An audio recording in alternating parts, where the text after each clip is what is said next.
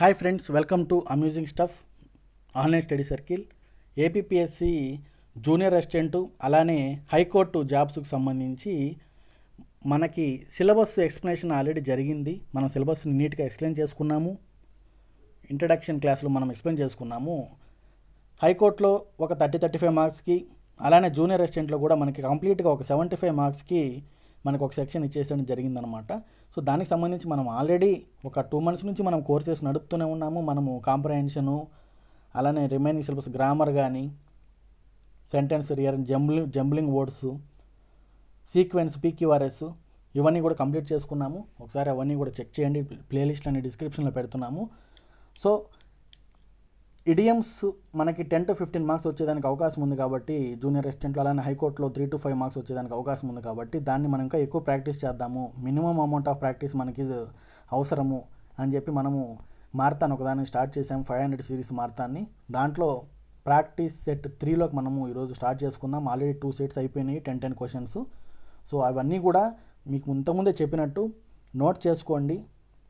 మీకు ఖచ్చితంగా తెలుసు, ఎటువంటి పరిస్థితులుగా నేను దీన్ని తప్పు పెట్టను అనుకున్నట్టు తప్ప మిగతా అవన్నీ నోట్ చేసుకోవాల్సిన అవసరం మీకు ఎంతైనా ఉందన్నమాట.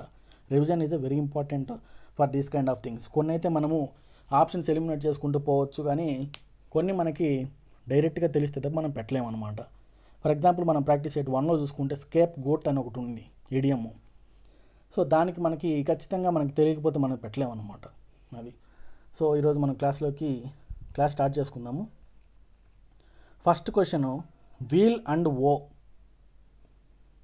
అండ్ ఓ.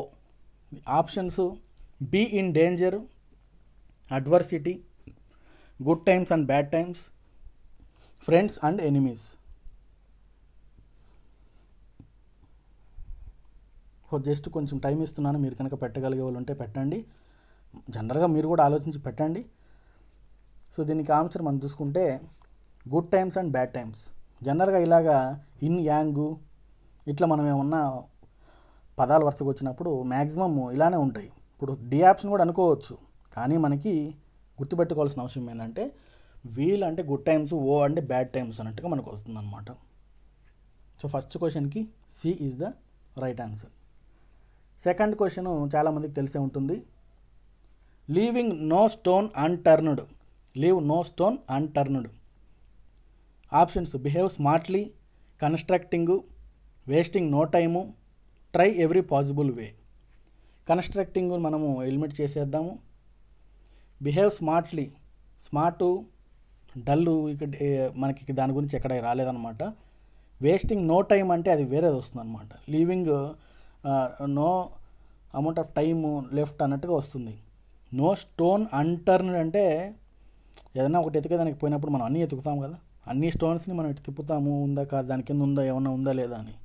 ఒకదాన్ని వదిలినా దాని కింద ఉండేదానికి అవకాశం ఉంది. సో ఒక ఆపర్చునిటీని మిస్ చేసుకున్నా అందులో మీకు దొరికేదానికి అవకాశం ఉంది, మీరు కోరుకునేది. సో అందుకనే దీనికి ఆప్షన్ ఏమవుతుందంటే ట్రై ఎవ్రీ పాసిబుల్ వే. మొత్తం అన్ని విధాలుగా, అన్ని కోణాల్లో, అన్ని పర్స్పెక్టివ్స్లో మనం చూడాలి. దాన్ని లీవ్ నో స్టోన్ అన్టర్న్డ్ అని వస్తుంది అనమాట. Next third question, to keep in abeyance. Options: in a state of emergency, in a state of suspension, in a state of revision, state of permanence. ఇది కూడా కొంచెం మీరు గుర్తుపెట్టుకోవాల్సిన అవసరం అనమాట. టు కీప్ ఇన్ అబేయన్స్ అంటే in the state of suspension. Fourth question, let's make both ends meet. అంటే ఇక్కడ ఎండ్స్, మీన్స్ అని మామూలుగా మన జీవితంలో కానీ ఎక్కడైనా కానీ 2 ఉంటాయన్నమాట. మేకింగ్ ద ఎండ్స్ మీట్ అనేది మనకి మన యొక్క రిజల్ట్స్, మనము కోరుకునే డెస్టినీ ఇలా వస్తుందన్నమాట. మనం చేసే క్రియలు రిజల్ట్ని తీసుకొని వచ్చేదానికి చేస్తున్నామో లేదన్నట్టుగా వస్తుందన్నమాట.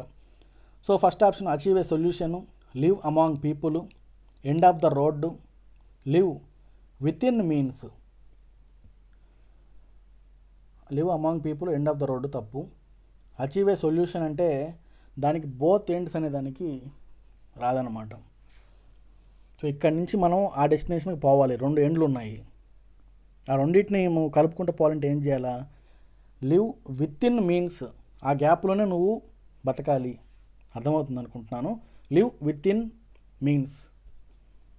4th క్వశ్చన్కి D is the right answer. 5th question, axe to grind. I have an axe to grind.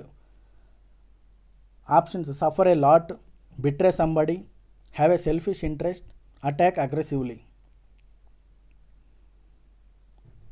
Suffer a lot కాదు, బిట్రే సమ్మన్ కాదు, అటాక్ అగ్రెసివ్లీ అసలు కాదు, ఎందుకంటే డైరెక్ట్ మీనింగ్ మనకి రాదు.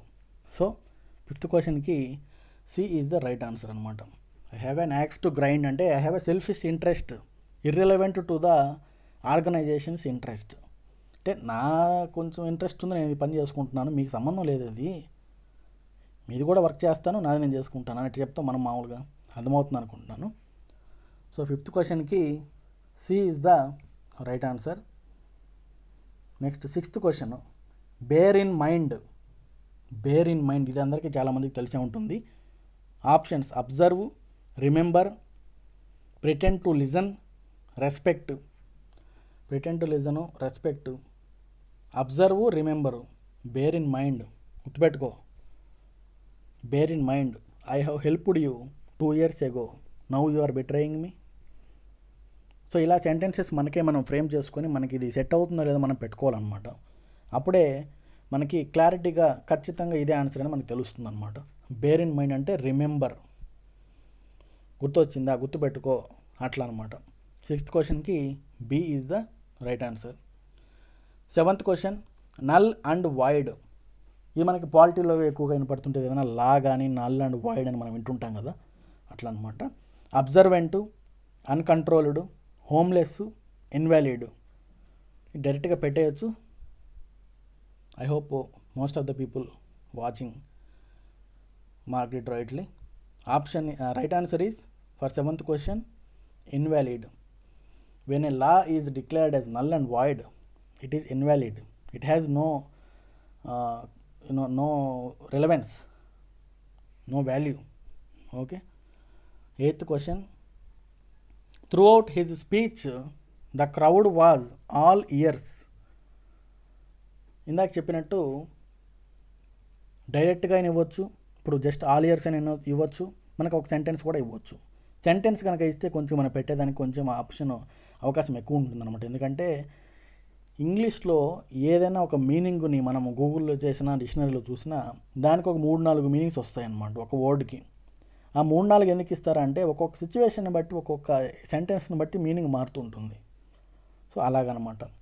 త్రూఅవుట్ హిస్ స్పీచ్ ఇచ్చాడు. స్పీచ్లో కంప్లీట్గా ఫస్ట్ నుంచి లాస్ట్ వరకు the crowd was all ears. The crowd అంటే జనాలు, all ears. Options: very attentive, talking loudly, covering their ears, making a lot of noise. All ears ఇది wrong. Covering their ears completely wrong, అసలు దీనికి అసలు సంబంధమే లేదు. Talking loudly, all mouth అంటే మనం ఏమన్నా ఎగ్జాంపుల్ అనుకోవచ్చు. ఆల్ ఇయర్స్ అన్నారు కదా, అంటే వెరీ అటెంటివ్. మనము ఎవరితోనైనా మీటింగ్కో ఏదన్నా ఒక డిస్కషన్కి మనం వెళ్తాము. అక్కడికి వెళ్ళిన తర్వాత మనం ఫస్ట్ డిగ్నిటరీస్ మామూలు ఫార్మాలిటీస్ కాఫీ గీఫీ వాటర్ తాగేసిన తర్వాత కూర్చున్న తర్వాత వాళ్ళ ప్రపోజిషన్ మనం వినే ముందు ఐఎమ్ ఆల్ ఇయర్స్ అని అంటాం అనమాట. అంటే I'm very attentive, let start your discussion. అది. 9th question, left out in the cold. To be ignored, criticised, stand out, indecisive. Ignored. Left out in the cold means to be ignored. అంటే ఏదైనా టూర్కి మీ friends అందరూ plan చేస్తూ ఉంటే ఒకరిద్దరిని మనము మామూలుగా మర్చిపోయారు అనుకోండి, మర్చిపోయినట్టు కాదు, అది ఇగ్నోర్ చేసినట్టు కావాలని. ఇతను వస్తే నష్టపెడుతుంటాడు, డబ్బులు అంతెందుకు ఖర్చు పెడుతున్నావు అని అంటారు. అలాగే మనం అనుకోని కొంతమందికి అసలు చెప్పం కదా, ఇగ్నోర్ చేస్తాము. Let's ignore him. So leaving him out in the cold అనేది మనకి ఇక్కడ వస్తుందన్నమాట. సో సో ఇలాగా ఇందాక చెప్పినట్టు మీరు ఫ్రేమ్ చేసుకుంటూ ఉంటే ఒక ఇడియంకి ఒక్కొక్క మీనింగ్కి మనకి డిఫరెంట్ వస్తూ ఉంటాయి అన్నమాట. Work against the clock. Work against the clock. క్లాక్తో పాటు పోతే అది వేరే. అగైనెస్ట్ ద క్లాక్ అంటే క్వశ్చన్ అర్థమైందా? First option work late in the night, work against all problems, work in a great hurry, work with concentration. Late in the night కాదు, all problems కాదు. So మనకి విత్ కాన్సన్ట్రేషన్ మనకి కాదా అనేది మనకి ఇలా అనమాట. సి ఆన్సర్ మనకి కరెక్ట్ అవుతుంది అనమాట. వర్క్ అగైనెస్ట్ ద క్లాక్ ఇందాక చెప్పినట్టు టైంతో పాటు పోకుండా మనం వెనక్కి పరిగెడుతున్నాం అనమాట. అంటే అంత బిజీలో, అంత హర్రీలో, అంత అర్జెంట్ మ్యాటర్స్ మనము చేయడం అనమాట. Okay, is working against the clock అన్నట్టుగా.